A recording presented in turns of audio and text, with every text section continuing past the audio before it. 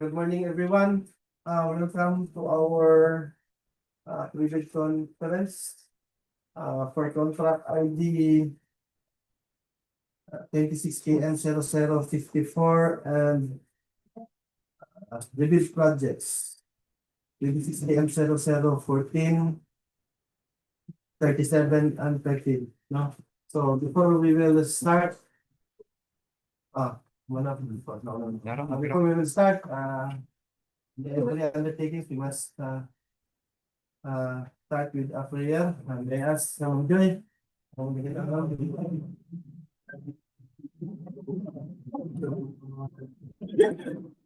Let us lead ourselves in the presence of the Lord. Heavenly Father, we thank you for gathering us today for this evening conference. Grant us wisdom, transparency, and fairness in all our decisions and actions. Guide everyone involved to work with honesty, respect, and unity for the success of these undertakings. All of this we ask in your mighty name. Amen. Okay, may I ask Sir Libby to please acknowledge the attendance of our back members. If you are in Toro, Libby. Thank you, Mr. Chair. Good morning, everyone. Let us acknowledge the presence of our back members who are present today. Our back chairman, General Iligan, Present. back vice chairman, Attorney Alvin Arquento, present, sir. Back regular member, Engineer Olomudin Sara, present, sir. Back provisional member, Engineer Muhammad Hussein Umanan, sir. Back provisional member, Engineer City Aisa Ibrahim. Present, sir. Mr. Chair, there are out of 5 members are present for today. Thank you, Sir Lib. Since all of the top members are not in today, then I declare this private conference in Coro. Okay, please proceed. Please acknowledge also the attendance of our back secretariat, back DPWH, and of course, if there are any back and servers, please acknowledge also. For back secretariat, back secretariat, Engineer Libby Kata. Back secretariat member, Joseph Ruben G. Lora. Ma'am Malu Cristina C. Lopezto. Present. Ma'am Tahara E. Ramos. Present, sir. Ma'am Marilo Carlos Quete. Ma'am Flor A. Garcia. Present, sir. Ma'am Giselle Q. Naval. Sir George Elincita. Sir, present. Amy Jero Pasquil. Present, sir. And Ma'am Zeni Citadina. Present, sir. For back TWG head, Ma'am Larica Missy Antonio. Present. Back TWG member, Engineer Marjan P. Bansara. Present, sir. Engineer City Norhaida Makarambol. Present, sir. Engineer Mujahid Bidia. Present, sir. And Sir Dennis Leon. Present. That's all, Mr. Chair. Okay, thank you. Thank you again. How about observers? There Contactless.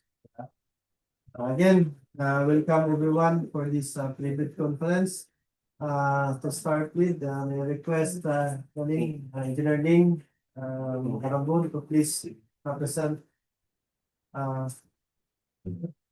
the 4 projects. Eligibility requirements for the 4 projects. Go ahead, Ning. Thank you, Mr. Chair. For eligibility requirements, Class A documents, legal documents, registration certificate from SEC for corporation, DTI for sole proprietorship or cooperative development authority for cooperatives, valid and current MERS or business permit from place of business, tax clearance per Executive Order 398 series of 2005 as finally reviewed and approved by the BIR. For the technical documents, statements of all ongoing and similar completed government and private contracts, valid pickup license registration for the type and cost of the contract to bid, construction, safety, and health program, and statement of single largest completed contract. It must be adjusted to current price using Philippine Statistics Authority Current Price Index. It should have a contract amount equivalent to at least 50% of the ABC. A contract shall be considered similar to the contract to be bid if it has the same major categories of work. Please refer to DO number 117, series of 2017 revised guidelines for the determination of major and similar categories of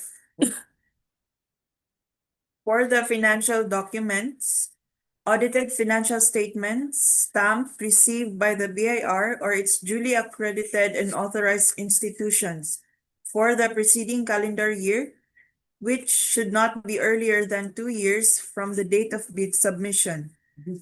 Tax returns filed and taxes paid through the BIR filing and payment system.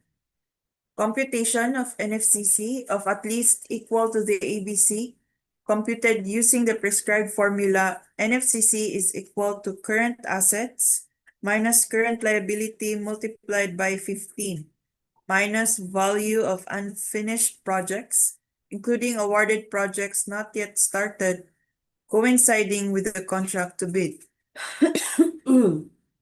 For Class B documents for joint venture, special pickup license, and valid joint venture agreement, each partner of the joint venture shall submit their respective field JEPs, certificates of registration, in accordance with Section 20.2.9.1 of the IRR of RA 12009.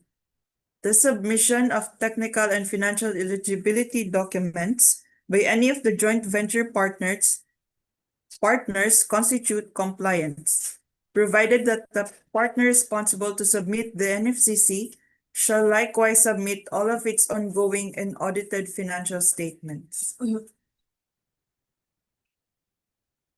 Submission and receipt of bids.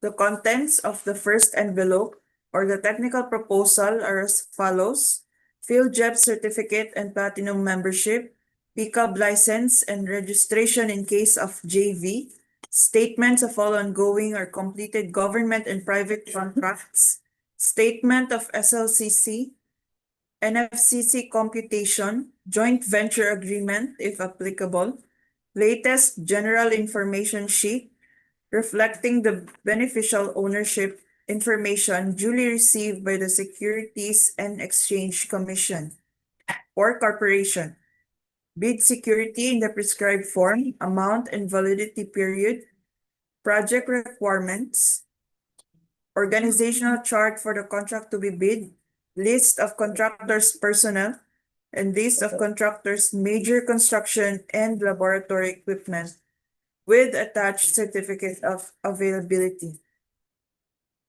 ISO 9001 2015 certification or its latest version as applicable for pickup size range for large A, large B, medium A, and medium B. Omnibus sworn statement in the form prescribed by RA 12009, 11 items. For the bid security, the bid validity period is 120 calendar days from the date of submission and opening of bids. For the bid security validity period, it is also 120 calendar days from the date of submission and opening of bids. Bid securing declaration, Form 1, cash or cashier's or manager's check issued by a universal or commercial bank, minimum amount of 2% of ABC. Bank draft or guarantee or irrevocable letter of credit issued by a universal or commercial bank, minimum amount of 2% of ABC. Surety bond callable in demand issued by a surety or insurance company duly certified by the insurance Commission as authorized to issue such security minimum amount of 5% of ABC. For the contents of the second envelope, which is the financial proposal, first, financial bid form, it must be in accordance with the prescribed form. Second, duly signed bid prices in the bill of quantities. Third, cash flow by the quarter and payment schedule. And last is duly signed detailed estimates, including a summary sheet indicating the unit prices of construction materials, labor rates, and equipment rentals used in coming up with the bid. For bid evaluation, the financial components of the bids of each passed shall be evaluated using non-discretionary criteria, including arithmetical corrections for computational errors, and thus determine the correct total calculated bid prices. The BAC shall automatically disqualify any total calculated bid price which exceeds the ABC. The following factors are to be considered in the evaluation of the bid prices. The mode of evaluating bids will be based on the lowest calculated bid. For the completeness, no price in required item means non-complying, indicating a 0 or a dash if it is free to the GOP. All prices are deemed to include all taxes. Bids not addressing or providing all of the required items in the bidding documents, including where applicable BOQ, shall be considered non-responsive. For the arithmetical corrections, bid prices in figures versus words, the words will prevail. Total price versus actual sum of component items, the actual sum prevails. Unit cost in detailed estimate versus unit cost in BOQ, BOQ prevails. If above ABC means non-complying. For post-qualification, verification of legal requirements, licenses, certificates, permits, non-inclusion in the blacklist. For technical requirements, key personnel, minimum work requirements should be satisfied. Availability and commitment of major construction equipment, failure of the prospective bidder to state a complete technical description of the pledged equipment, and specific location, whether owned, leased, or under purchased agreement, shall result in the bidder's automatic post-disqualification for award of contract and forfeiture of its bid security per DEO 58 series of 2012. Recomputation of NFCC based on all ongoing contracts. Performance in ongoing government and private contracts. Negative slippage of at least 15% in any one project or negative slippage of at least 10% in each of two or more contracts. Failure of the contractor to commence repair work and complete ongoing contracts in the prescribed date after receipt of the notice of defects and deficiencies. Failure of the contractor to commence repair works on contracts with pending certificates of acceptance in the prescribed date after the receipt of notice of defects and failures. Substandard quality of works for unsatisfactory performance per contract term and conditions at the time of inspection.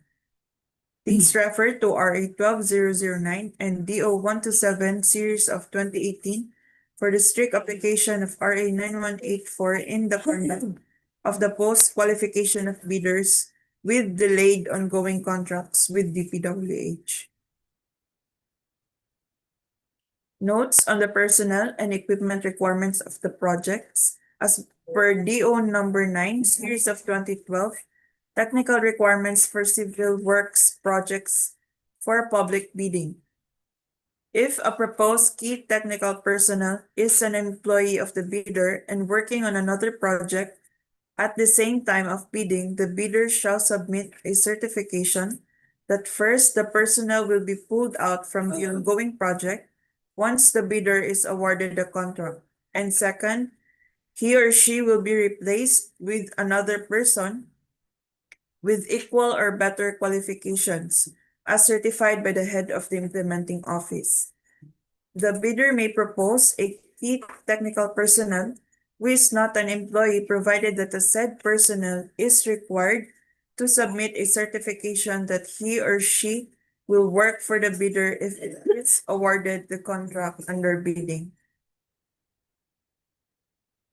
Note, as per DO number 165, series of 2025, guidelines on the accreditation and assignment of contractors and consultants project engineers, it states that only accredited project engineers may be assigned to DPWH projects.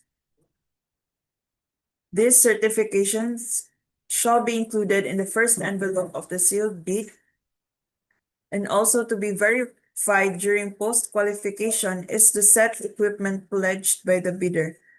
The bidder should specify in the submitted bid the location of the equipment where they can be inspected. If any equipment is not in specified location, then the bidder shall be post-disqualified. For contract award, the contract shall be awarded to the bidder whose bid has been determined to be the lowest calculated and responsive bid, as a result of the detailed evaluation and post-qualification conducted. The successful bidder shall be notified through the issuance of notice of award within the bid validity period and must be confirmed by the successful bidder in writing within 2 days upon receipt thereof. Common errors in the submission of bids, incomplete pages of bid documents, both in technical and financial, authority of the signatory to sign on behalf of the bidder.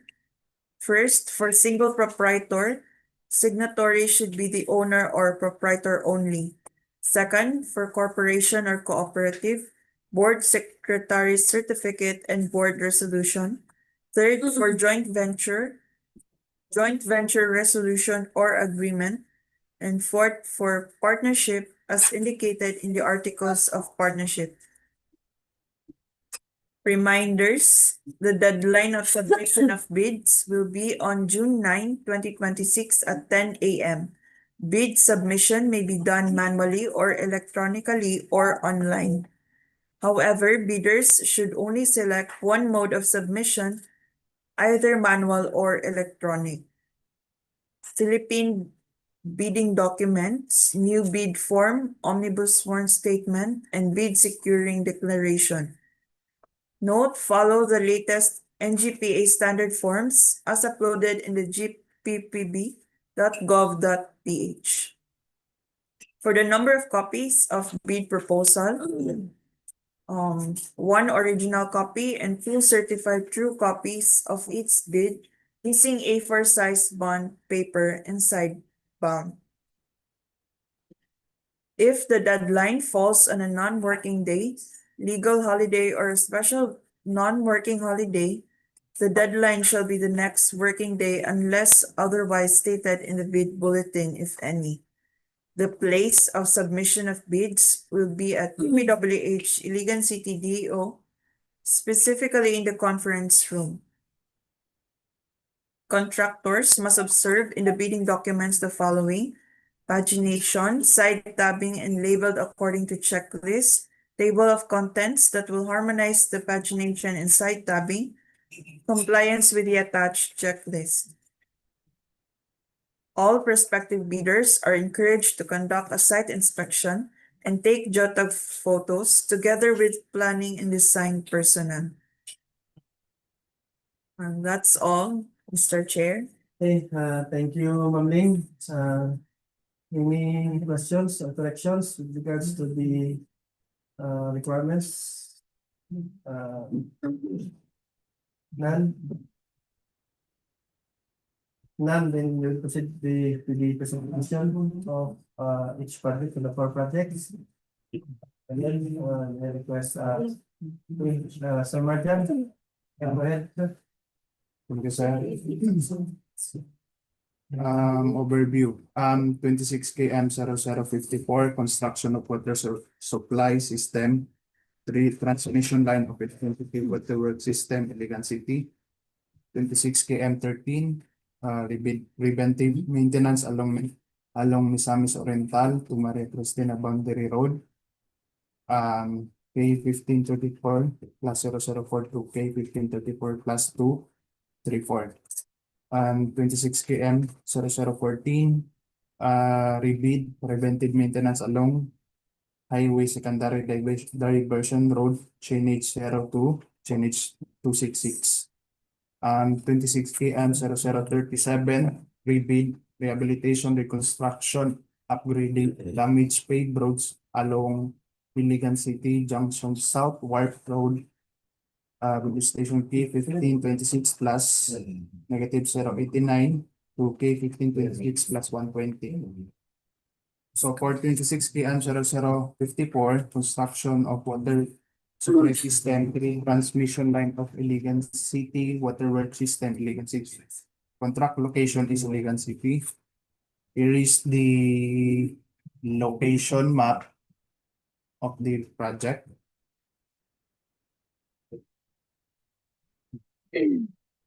The beginning of the project, Toyota photos, and the Toyota photo at the end of the project. So here is the vicinity map.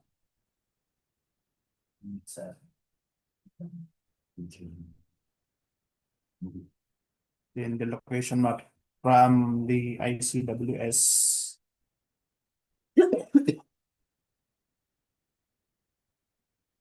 So project description, construction of one water supply system, duration is 384 calendar days. And provision of field office for the engineers, rental basis, traffic management, removal of structures and obstructions, aggregate sub-base courseworks, surface courseworks, reflectorized thermoplastic pavement markings, earthworks, lane and reinforced concrete works, finishing and other civil works, water supply works and drainage works. So the scope of work is the facilities for the engineers, provision of field office for the engineer, rental basis, other general requirements, project billboard and signage, signboard, occupational safety and health program, traffic management, mobilization and demobilization. From the earthworks, removal of structures and obstruction, removal of actual structures, obstruction with 0.15 meter thick PCCP and reinforced, removal of actual structure, obstruction 0.23 meter thick PCCP and reinforced, may removal of actual structures and obstruction 0.3 meter thick PCCP and reinforced, and removal of actual structures obstruction 0.1 meter thick ACP. For the sub-base and base course, we have aggregate sub-base course. Then for the surface course, we have Portland cement concrete pavement and reinforced 15 meters thick with 14 days curing, and Portland cement concrete pavement and reinforced with 0.3 meter thick and 3 days curing. For miscellaneous structures, we have reflectorized thermoplastic pavement markings white. Then for the earthworks, we have clearing and grabbing, structure excavation common soil, embankment from roadway, plus structure excavation, gravel field. Then for the plain and reinforced concrete works, we have structural concrete, 300 phase I plus A, 28 days. Lean concrete, reinforcing steel, deformed 840, formworks and false works. For finishing and other civil works, painting work, steel, metal structures, accessories, metal structure accessories, steel plates, structural steel. For the water supply, we have the pipeline trench excavation, fill and backfill, mortar line and enamel or mortar coated steel pipe and valve, and drainage work is metal frames and covers. For the minimum equipment requirements, we have one backhoe with breaker, two dump trucks, one payloader, one bulldozer, one motorized grader, one vibratory roller, one water truck, four transient mixer, two concrete vibrator, one concrete batching plant, one concrete spreader, one concrete saw, and one bar cutter. And one bar bender, one joint sealer machine, one cargo service truck, one generator set, one truck mounted crane, one plate compactor, one building machine, one cutting outfit, one bagger mixer, one kneading machine, one applicator machine, and material testing equipment based on DEO 11. So the approved budget for the contract is 144,750,000. For 26 km 0013, preventive maintenance along Misamis Oriental, Maria Cristina Boundary Road, with the station of K1534 plus 004 to K1534 plus 234. So here is the location map of the project.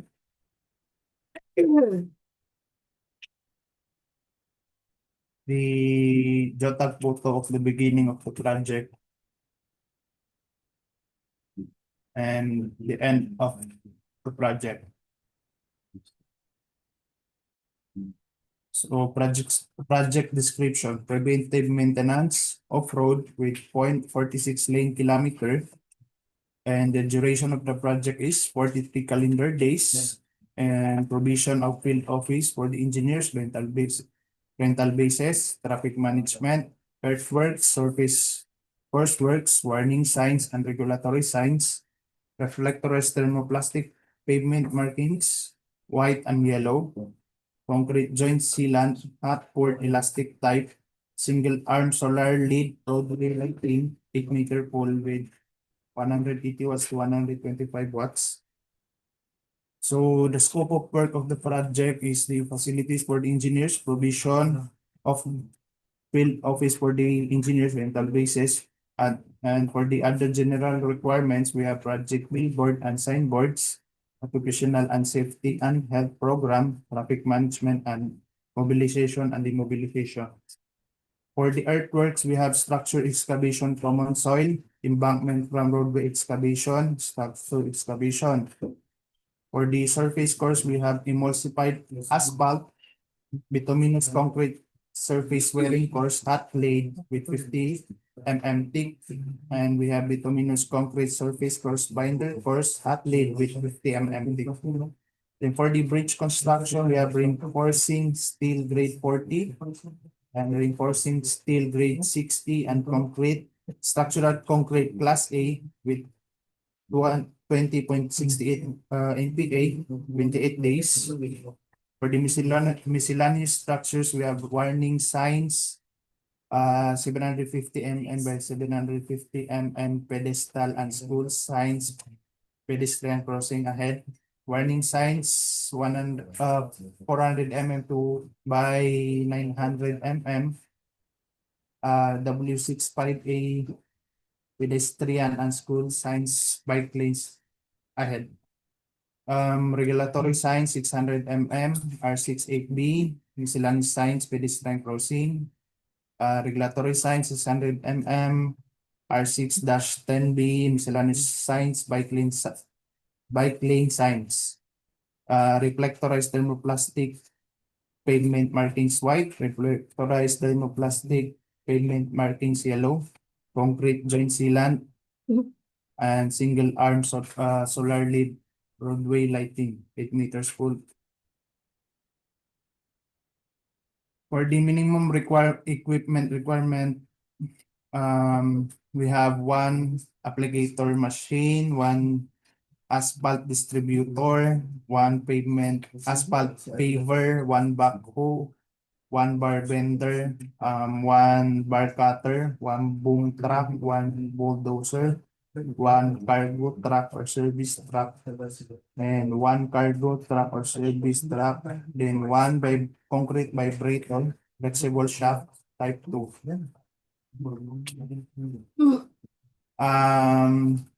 One, two dump trucks, all models, one leading machine, one motorized road grader, one bagger mixer, one payloader, one pneumatic tire roller, one power broom, one power broom towed type with engine 2 meters, one straight boom lift, one tandem steel roller, one vibratory roller, and one water truck. The approved budget for the contract is 9,238,460 pesos. For 26 EM 0014 rebid preventive maintenance along highway secondary diversion route chainage 0 to chainage 266. Here is the location map of the project. The total photos beginning and the end of the project. So project description, we have preventive maintenance of road, 0.532 lane kilometer. Duration of the project is 46 calendar days. Provision of field office for the engineers, rental basis, traffic management, earthworks, surface courseworks, warning signs, regulatory signs, reflectorized thermoplastic pavement markings white and yellow, concrete joint sealant, hot cord, elastic type, single arm solar lead, roadway lightning 8 meters pole with 80 watts to 125 watts. So the scope of work of the project is the facilities for the engineers, provision of field office for the engineers, rental bases, other general requirements is the project billboards, signboards, occupational safety and health program, traffic management, mobilization and immobilization. For the earthworks, we have structure excavation, common soil, embankment from roadway excavations, structure excavation, surface course, emulsified asphalt, bituminous concrete surface wearing course, hot laid 50 mm thick, bituminous concrete surface course binder course, hot laid 50 mm thick, then brick. For the bridge construction, reinforcing steel grade 40, reinforcing steel grade 60, structural concrete class A, 23.68 MPa with 28 days curing. For miscellaneous structures, we have warning signs 400 by 900 mm W6-5 A pedestrian and school sign bike lane ahead. Regulatory sign 600 mm. Reflectorized thermoplastic pavement markings white, reflectorized thermoplastic pavement markings yellow, and solar arm solar lead roadway lighting.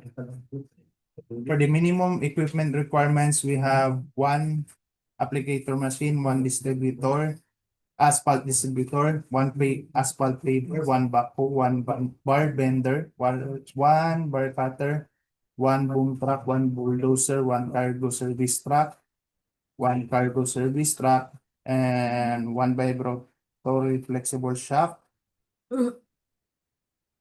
two dump trucks, one kneading machine, one motorized road grader, one bagger mixer, one payloader, one pneumatic tire roller, one power broom towed type, one straight boom lift, one tandem steel roller, one vibratory roller, one water truck.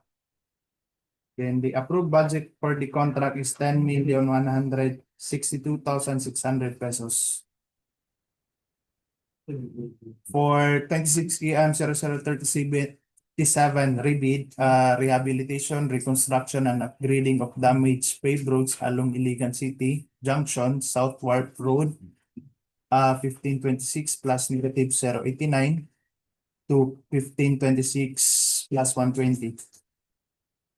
So here is the location map of the project. The JOTAG photos beginning. and the end of the project. So project description, we have rehabilitation, reconstruction, and upgrading of roads with 529 lane kilometer. The duration of the project is 66 calendar days. Provision of field office for the engineer, rental basis, earthworks, sub-base course works, surface course works, miscellaneous structural works. So scope of work, we have the facilities for the engineer, provision of field office for the engineer, rental bases, other general requirements, project billboards, signboards, occupational safety and health program, traffic management, mobilization and demobilization. For the earthworks, we have removal of structures and obstruction 0.28 meter thick PCCP and reinforced, removal of actual structures obstruction 0.1 meter thick ACP, subgrade preparation common material. For the sub-base and base course, we have aggregate sub-base course with 200 mm thick. For the surface course, we have emulsified asphalt, bituminous concrete surface wearing course, hot laid 50 mm thick. Bituminous concrete binder course, hot laid 50 mm thick. Portland cement, concrete pavement, unreinforced 0.3 meter thick, 14 days. Then for the miscellaneous structures, we have warning signs 750 by 750 that the W6-1C pedestrian and school sign pedestrian crossing ahead. Warning signs 400 by 900 W6-5A pedestrian and school sign bike lane ahead.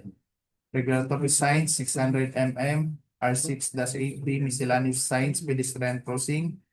Regulatory signs 600 mm, R6-10B miscellaneous signs bike lane signs. And reflectorized thermoplastic pavement markings white and yellow.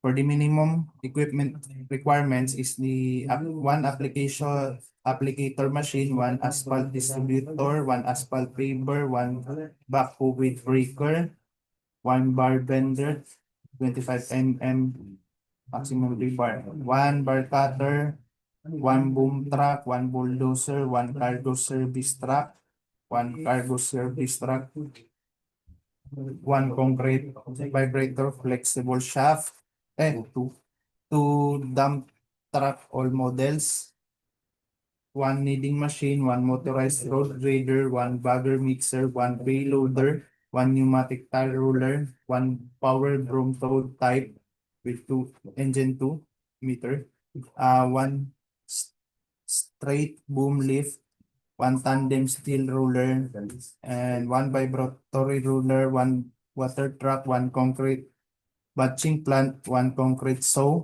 one concrete grader walker trash crane, one joint sealer machine, 4 transient mixer, one water truck. Approved budget for the contract is 7,399,980 pesos.